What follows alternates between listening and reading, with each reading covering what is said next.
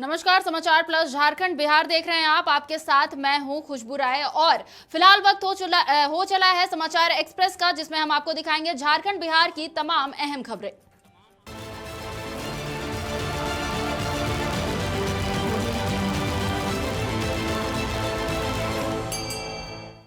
महाशिवरात्रि के अवसर पर झारखंड के मुख्यमंत्री हेमंत सोरेन ने पहाड़ी मंदिर परिसर में आयोजित शिव बारात कार्यक्रम में शामिल हुए। मुख्यमंत्री ने बाबा भोलेनाथ की पूरी विधि विधान के साथ पूजा अर्चना कर राज्य एवं राज्यवासियों के सुख समृद्धि और कल्याण की कामना की। मुख्यमंत्री ने कहा कि हर वर्ष की तरह इस वर्ष भी बाबा भोले शंकर के दरबार में पूजा अर्चना और आशीर्वाद लेने हजारों की संख्या में श्रद्धालु आ रहे हैं। उन्होंने कहा कि शिव बारात में शामिल होने के लिए श्रद्धालुओं में उत्साह देखा जा रहा है।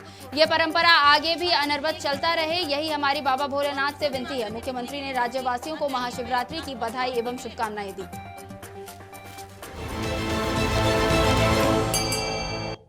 कोरोना काल के बाद महाशिवरात्रि पूरे धूमधाम से मनाई जा रही है। एक तरफ जहां सुबह से ही लोग मंदिरों में जलाभिषेक कर रहे हैं, वहीं एनआईटी पटना के गांधी घाट पर भी श्रद्धालु बाबा भोलेनाथ का दर्शन करने उन्हें जलाभिषेक कर रहे हैं। वहीं कुछ भक्त और श्रद्धालु टीका चंदन लगाकर भोलेनाथ की पूजा आराधना कर रहे हैं।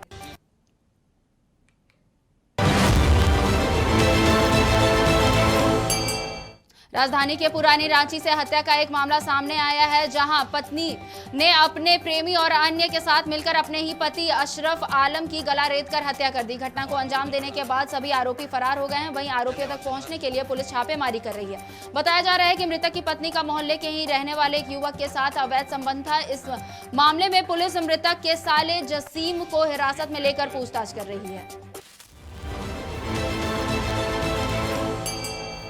रशिया यूक्रेन युद्ध के बीच बिहार के पटना सिटी से यूक्रेन पढ़ाई करने गया छात्र फंस गया है। अभिषेक कुमार यूक्रेन के खार्किव शहर में रहकर एमबीबीएस की पढ़ाई कर रहा था। छात्र अभिषेक ने एक वीडियो जारी करते हुए दिखाया कि सभी लोग वहां पर एक साथ कैसे रह रहे हैं, उन्हें खाने तक नसीब नहीं हो रहे हैं। वहीं अभिषेक के पिता और माता सभी छात्रों को सुरक्षित देश लाने की गुहार लगा रहे हैं।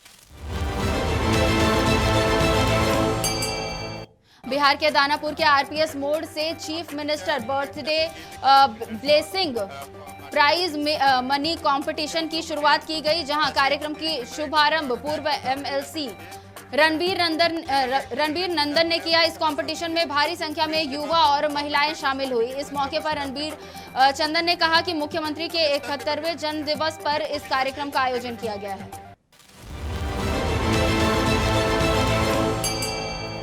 यूक्रेन में फंसे छात्रों को देश में सुरक्षित वापस लाने के मामले में केंद्रीय मंत्री गिरिराज सिंह ने कहा है कि मोदी है तो सब मुमकिन है। उन्होंने कहा है कि जब 2008 में सीरिया में जो युद्ध हुआ था तो सभी को सुरक्षित भारत लाया गया था, उसी तरह ये चौथा रेस्क्यू है। सभी यूक्रेन से जल्द भारत लौटेंगे।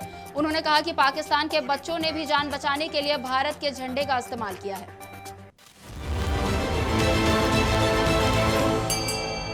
बिहार के मुंगेर में दीवार गिरने की एक घटना सामने आई है, जहां मौके पर खेल रहे दो बच्चे दीवार के मलबे के नीचे दब गए, जिसमें एक बच्चे की मौत घटनास्थल पर हो गई। वहीं अन्य बच्चा गंभीर रूप से घायल हो गया। आनन फानन में घायल बच्चे को अस्पताल ले जाया गया।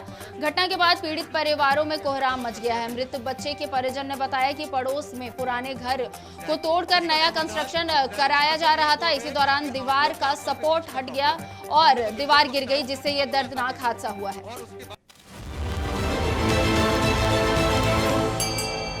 नालंदा में इन दिनों बदमाशों के हौसले बुलंद है। यहां चोरी, लूट, छिनतई जैसी घटनाएं आम हो गई है। इस पर अंकुश लगाने के लिए पुलिस नाकाम साबित हो रही है। ताजा मामला कसीमचक गांव का है, जहां बीती शाम 7 की संख्या में हथियारबंद बदमाशों ने डकैती की घटना को अंजाम दिया है। इस दौरान घर में मौजूद सदस्यों के साथ बदमाशों ने मारपीट भी की है। बीते शाम करीब 8 बजे 7 की संख्या में बदमाश नकाब पहनकर घर में घुसकर 50,000 नगद और 4 लाख के जेवरात लूटकर फरार हो गए। फिलहाल पुलिस मामले की छानबीन कर रही है। धनबाद के गोड़तोपा पंचायत में मनरेगा आम सभा में सुनवाई की समीक्षा हुई। जांच में सोशल ऑडिट टीम ने भारी अनियमितता पाई। हालांकि टीम ने इस पर कोई भी व्यक्त देने पर इनकार किया है। आरोप लगाए जाते रहे हैं कि सोशल ऑडिट टीम सभी 39 पंचायतों में पैसे लेकर झूठी जानकारी सरकार को भेज रही है, जिससे केंद्र सरकार के महत्वाकांक्षी योजनाओं का लाभ समाज के अंतिम पंक्ति में बैठे लोगों तक नहीं पहुंच रहा है। आरोप यह भी है कि मनरेगा ठेकेदार, मुखिया और संबंधित पदाधिकारी योजनाओं की राशि की बंटरबांट करते हैं।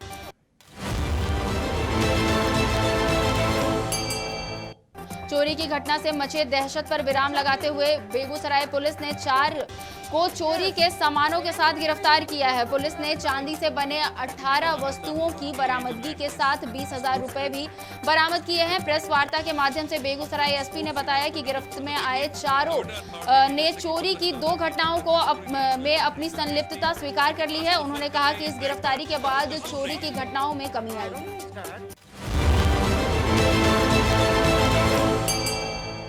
मुंगेर में अपराधियों ने एक व्यक्ति से छिनतई कर ली। इस घटना का वीडियो सोशल मीडिया पर बड़ी तेजी से वायरल हो रहा है। मामला कोतवाली थाना क्षेत्र के साइकिल पट्टी का बताया जा रहा है, जहां सोमवार अहले सुबह कहीं जा रहे एक शख्स के साथ कुछ अपराधियों ने छिनतई की घटना को अंजाम दिया है। ये पूरी घटना पास के ही एक दुकान में लगे सीसीटीवी कैमरे में कैद हो गई। इससे लूटे जाने वाले शख्स और एक लुटेरे को पकड़ते हुए देखा जा रहा है। फिर कुछ ही देर बाद एक दूसरा लुटेरा उस पर पत्थर से वार कर देता है और सभी अपराधी भाग निकलते हैं। हालांकि इस घटना की सूचना अभी तक किसी ने थाने में दर्ज नहीं कराई।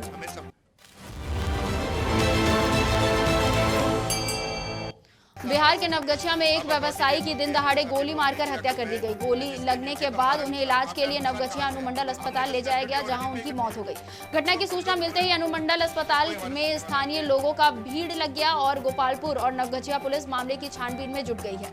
उधर परिजन इस पूरे मामले के बारे में कुछ भी स्पष्ट नहीं बता रहे हैं।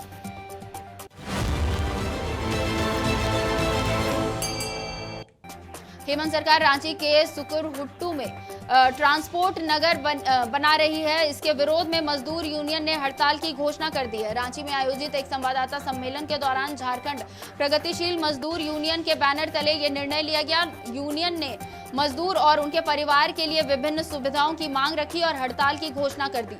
यूनियन अध्यक्ष तुनील सिंह चौहान ने इसकी जानकारी देते हुए कहा कि इस हड़ताल में आम जनों को परेशानी होगी और साथ ही सरकार को भी राजस्व का नुकसान होगा।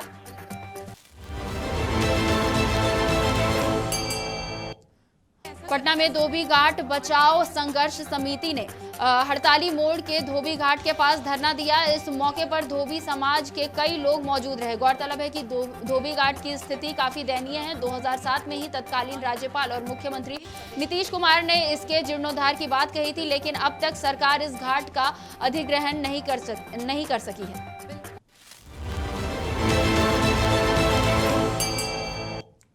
बिहार की राजधानी पटना के इंदिरा गांधी आयुर्विज्ञान संस्थान ने प्रधानमंत्री भारतीय जन औषधि परियोजना के बारे में लोगों को जागरूक करने के लिए मार्च निकाला। संस्थान के अधीक्षक ने हरी झंडी दिखाकर मार्च को रवाना किया। मौके पर निदेशक ने कहा कि इसका मुख्य उद्देश्य लोगों को योजना की जानकारी देना है। संस्थान के अधीक्षक ने बताया कि सरकार का प्रयास है कि लोगों को सस्ती दरों में दवा उपलब्ध कराया जाए ताकि उन्हें कम खर्च और बेहतर इलाज मिल सके।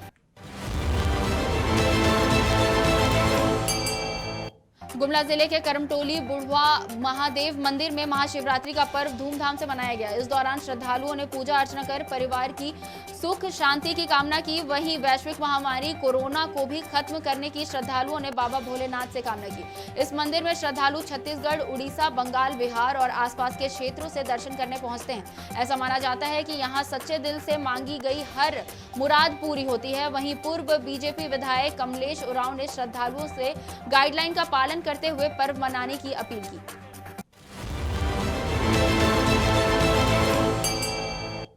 पूर्वी चंपारण के मोतिहारी जिला में अश्वमेघ महायज्ञ का आयोजन 1 अप्रैल से 10 अप्रैल तक होगा। अश्वमेघ महायज्ञ को लेकर कुछ अड़चनें थी, उसे दूर कर लिया गया है। अब चांदी के घोड़े पर और सोने की परत चढ़ाकर धार्मिक स्थलों का भ्रमण कराया जाएगा। भ्रमण के बाद वापस लौटे घोड़े की प्राण प्रतिष्ठा की जाएगी। अश्वमेघ महायज्ञ का संचालन विभिन्न धार्मिक स्थलों में आए 108 आचार्य करेंगे।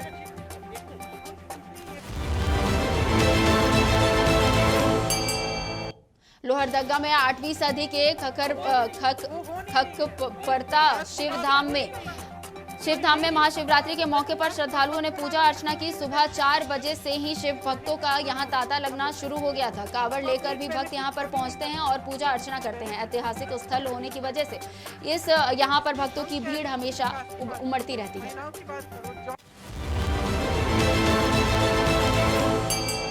फिलहाल इस बुलेटिन में मेरे साथ इतना ही। झारखंड बिहार की तमाम बड़ी खबरों से अपडेटेड रहने के लिए आप देखते रहिए समाचार प्लस झारखंड बिहार। नमस्कार।